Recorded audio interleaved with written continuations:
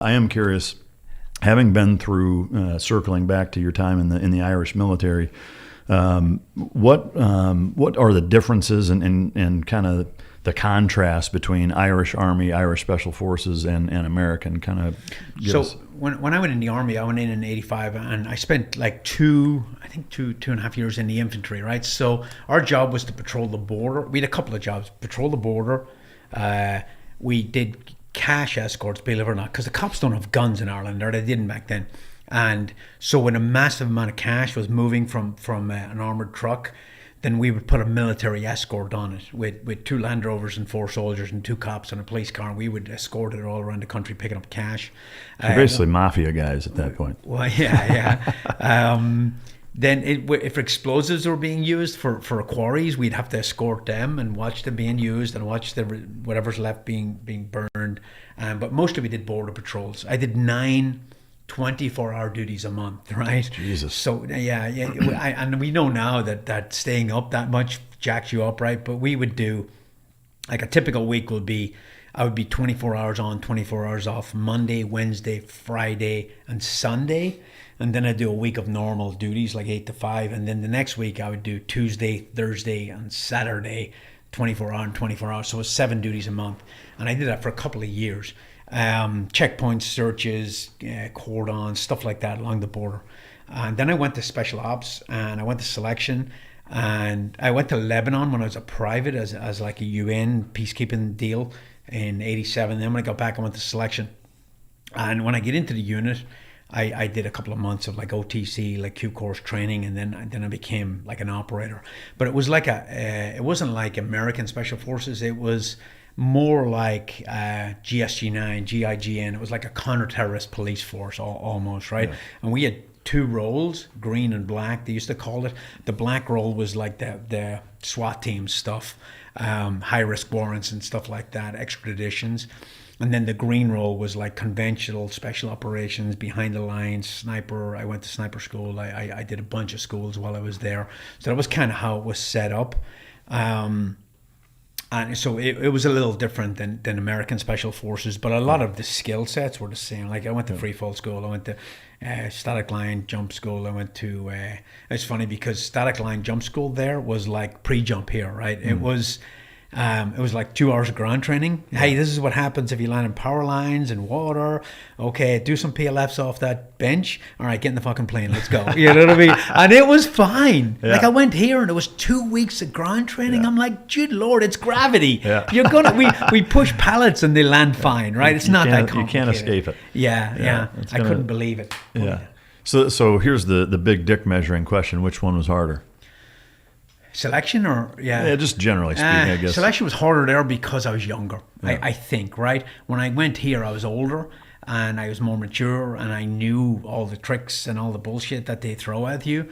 But I thought selection there was a ball breaker, and like we had, I think my class had 88 people start, and like, I think we had like 8 or 10 finish and like 4 or 5 got selected. You know what I mean? It was very, very small.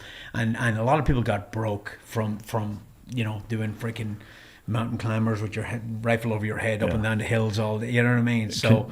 Can you give one example of like a physical ball breaker that you did there that doesn't exist in the United States military? Is there anything different like that, or is it all? It was a lot of the same thing, rifle PT and log PT and all the same stuff we did. I went to a instructor course there and they waterboarded us which I didn't get waterboarded in Cedar School here. I don't know why. Yeah. Waterboarding sucks. I mean, it's not torture, but it sucks. Yeah. And I don't know if you've ever been waterboarded. Well, no, I haven't. But similarly, like in Cedar School, some did, some didn't. I mean, for my experience, which I know the Navy SEER School is different from the Army's, but it completely depended on your conduct, as a fake prisoner, basically, which I kind of like, because then it's real world, real time feedback of you're doing it wrong or you're not. Yeah. And so I think there's a lot of elements of that that exist in dog training and should exist in life. Is that if you do something positive or that is a good thing. It should be rewarded, and if you do something that's bad, there's a consequence. Yeah. And SEER school is mistake-based learning. You Yeah, know, yeah. And I'm a slow learner, man. I was getting my ass kicked, and I couldn't understand what I was doing wrong. You know, I got the absolute shit slapped out of me. I don't know how many times, where it enough to where it about fucking knocked me out. Yeah. I was thinking before SEER school, because I didn't have much intel. I was like, I can take a hit. You know, I grew up fighting. I grew up doing martial arts and all that. And when they rolled us up, they had our hands tied and they had that sandbag on our heads and they whipped it off and it was bright, so I couldn't see it coming. Yeah. Fucker hit me. That shit hurt, man. No, I know it. But yeah, for us, it's you had to grab the sides of your pants. So like you have to stand there grabbing the seam on the outside of your pants while they slap the fucking shit out of you. And it was horrible. But selection over there to me was harder because I think most of that was I was just young and I really didn't know what I was getting into, and it's the same thing: sleep deprivation and patrolling and food deprivation and all the usual stuff. So I think when I went to the American Army, especially I was older, and I knew it was a means to an end, so I just sucked it up. Yeah. In terms of the caliber of guys that made it over there versus here, how would you compare that? They're the exact same type of guy, believe it or not. You could pick up one of those and put them in on a SEAL team or on an SF team, and they're the exact same type of guy, I mean, to me, it makes perfect sense. And that, I've worked with enough other, Western, whether it's CanSoft or some Norwegian soft guys or whatever. It's like they're very you could pick them out of a fucking airport even. You just could. Walk. The way they walk, the way they carry themselves, it's like we made them in a factory or something. They're the exact same type of guy. No, that's good shit. Yeah. So I have to ask, and I'm super curious, how did it go from spending 7 years in the Irish Army and being an Irish Green Beret essentially to coming to America and joining the Army? How did that whole thing transpire, and why? So it wasn't planned. I'm not a good planner. I just take it 6 months at a time. So when I was a fairly senior guy there, another unit member who was more senior to me approached me with this business idea that we were going to start a survival company. Right? I was telling Mike Glover this, and he was laughing because now I'm working for a survival company. But we're gonna start a survival company, and the goal was it was like one group a month, twice a month maybe, and we'd do survival training, rock climbing, map reading, land navigation, all that kind of outdoor stuff. Right? Now because of the Northern Ireland piece and because we were in special operations, we could never ever mention that we were in special operations. They were afraid that we'd be targeted, and it was very hush-hush, much more so than it is here. And obviously there's no social media back then. So we started this company and we ran a couple of groups through, and our unit commander got wind of it and told us that you can't do that while you're in the unit. This started my not so good relationship with officers over the years, man. So he basically wanted to cover his ass, and he was like, you can't do that while you're in the unit. And we went back and forth. And eventually I was just like, you know what? I have a bad temper. I was like, fuck it, I'm getting out. And back then, I don't know if it's the same now, but it might be, you could buy yourself out of the Army based on how much they spent training you. Yeah. So, so I'd done 3, I'd re-enlisted, done 3 more, and I'd re-enlisted for 3 more. And I was 1 year into that. So I'd still had 2 years on my contract. And I said, I want to get out. I want to discharge by purchase. So the only courses they charge you for are courses that you can use on the outside. Like if they put you through chef school or something like that, it would cost you a lot of money. But fucking like free fall and sniper and rappelling down walls and shooting bad guys, nobody cares. That's so fucking ridiculous, but I love it. It is, right? Yeah. So things are different, right? So I paid like $1,500 and I was out in like 6 weeks. Just like the Irish Army was what it was. It's not the same as the American Army, but there was a few things they did differently there that I think we should be doing. Number one, you don't get punished twice. If you get a DUI in the Irish Army, the civilian authorities deal with you, and the Army don't give a fuck. You know what I mean? Here, they will crucify you twice. Yeah. They will destroy you, right? That's one thing. The other thing is there was no move up or move out mentality, right? In the American Army, if you don't get promoted in the American military, if you don't get promoted by a certain time and grade, they kick you out, basically. Yeah. Not everybody's a leader. Yeah. You know, that guy who's a truck driver, who's a private, who's awesome at his job, if he wants to stay a private his whole career and get a pay raise every year, and that's fine. Yeah. Not everybody's a leader. So I think they were 2 examples of something that was better there than it is here. I just don't get some of this, because when you have this move up and move out mentality, you create positions that guys just go into, they check a box and they move on. And commanders do it. Sergeant majors do it in SF. They come in, they get 1 year's company sergeant major, move on. Yeah. And because they're trying to build and climb the next rank, which kind of screws things up, I think. No, for sure it does. I mean, because it manufactures intent, you know. And I think, you know, if there's any way to half-ass something, it's manufacture the intent behind doing it, you know. I mean, it's just, it's totally fucking stupid. But so, I'm sorry. So I got out, and I got out with no plan, right? Yeah. So I was working this survival company a little bit, and then I drove a taxi for a while, and I fucking hated it, man. So that was my first bout with loss of sense of purpose, right? I went from being a special operations guy with all my friends and everything till I was in tears leaving that unit. Like it devastated me. It was very difficult. And when I get out, I worked this survival thing, but you know, having an outdoor company in a country that rains every day, probably not the best business model, right? But you're what, like 25, 26? I was 25 at the time, yeah. So I at one point I sold my car and I bought a Eurail pass for Europe, and you can do that. You can get a train ticket in Europe and travel anywhere you want in Europe, unlimited. So I just bummed around Europe for like 6 weeks trying to freaking get my head straight. You ever go to Amsterdam during that time? I did. Of course you did. How did I know that? Of course I did. That's a wild place. Yeah. So I came back, and I was like, fuck it, I'm going to go to America.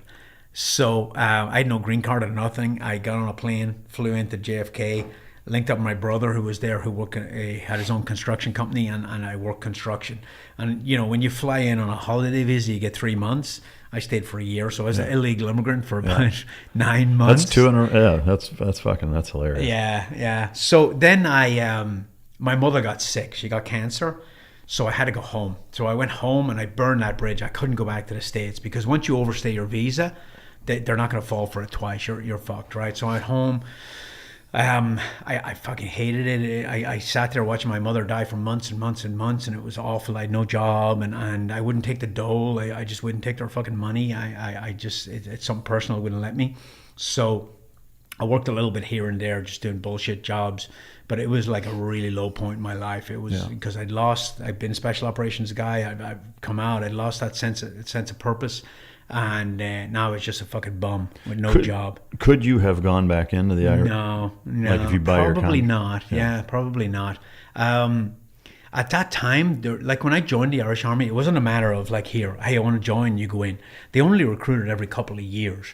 Very small army, very small budget, and when I went in, they needed troops for the border, right? And I was just right place, right time, just lucky. But they very rarely recruited. So it wasn't like you could go in anytime you wanted. And if you'd already burned that bridge, I don't know. I didn't want to anyway. Yeah. So I watched my mother die for months and months and months. And I was at a really low point. And I was going to the French Foreign Legion, actually, you know. I was going to go. I was like, fuck it, I'm just going to go to Legion. And a buddy of mine from the Irish Army, from the Special Ops Unit, called me up and he was like, hey, I got a job in Somalia, in Mogadishu for you. And I was like, fuck it, let's go. I didn't even know what it was. I was like, let's do it, right? So the Black Hawk Down thing was October 93. I arrived in Mogadishu in February 94, so right after it. Yeah. Flew from Dublin to London, London to Nairobi, and then Nairobi in a UN flight into Mogadishu. Got met by two Brits, SAS guys, handed me a pistol belt and a freaking AK-47, and we went rolling, right? So Mogadishu at that time was probably the most dangerous place in the world. It was completely lawless. It was post-apocalyptic. And after the Americans pulled out, it got way, way worse because you were left with Egyptians, Pakistanis, Malaysians, all Muslim troops who were not there to fight with their Muslim brothers. And it was extremely dangerous and volatile, but it was absolutely what I needed at that point in my life. It really gave me purpose, and it pulled me out of a deep, dark hole. And so what were you doing there? I was a security contractor, so they call it a freelance security contractor, and I worked for a shipping company out of London, and they had offices in Mogadishu at the American Embassy compound, which is a big, huge compound there, and they had shipping assets and stuff. And what they would do is they would when let's say the American military need to move 100 tanks into Mogadishu, the American military does not have ships for that. They contract it out to civilian ships. So once they put that out for tenure, they all these companies would bid on it, and our company was one of the companies there. Now, because we had staff there and shipping assets, and we had interest there, they needed security for the people that worked there, and that's where I came in. I was a security guy for them. And so the group that you were with, you mentioned being met by two Brits. Was it kind of a hodgepodge of all different types of fucking background? It was all Brits and one Irish guy who got me the job, and me, right? So it was Brits and Irish, and like to the Somalis, if you're white, you're American, right? They did. So they shot at us regardless of what we did. But because we weren't part of the UN, and we weren't part of, we were kind of contractors. We were like redheaded stepchildren, right? We couldn't get UN assets. They didn't provide security. They wouldn't even let us on their helicopters most of the time. So we would have to drive from, like the airport and the seaport were kind of connected. But to get to the American embassy compound was like all the way down through downtown Mogadishu, through like a hellhole of freaking gunfire. Or you could go that way, or if there was too much fighting in the city, you could go out into the desert and hook back around and come in the back way. So if you went through the city, you were dealing with militia, gunfighting. And we had our own Indage that drove for us and were insane. And they were part of that Somali National Alliance that owned this city. It's General Ideed's people. But when you go out into the desert and come in the back way, you're dealing with bandits who are just trying to stop your vehicle, murder you, and take your shit, right? Yeah. So you'd be in a running gunfight the whole way out into the desert, all the way back, and firing at anything that moved, bullet holes in the car, freaking brass all over the car by the time you got to the other end. And then you do your business, reload all your ammo, and you'd go again. You'd be like, all right, let's do this. So thinking back on it now, it was like insane, right? Yeah. And I would have went for free. If they'd have said, hey, I got this job, but we're not paying you, I still would have went for the adventure. Yeah. But I got really well paid, on top of it. So it was absolutely the adventure of a lifetime. Yeah. But small team like that with no QRF and no medevac procedures and none of that, it was extremely dangerous and more dangerous than anything I've ever done since. Wow.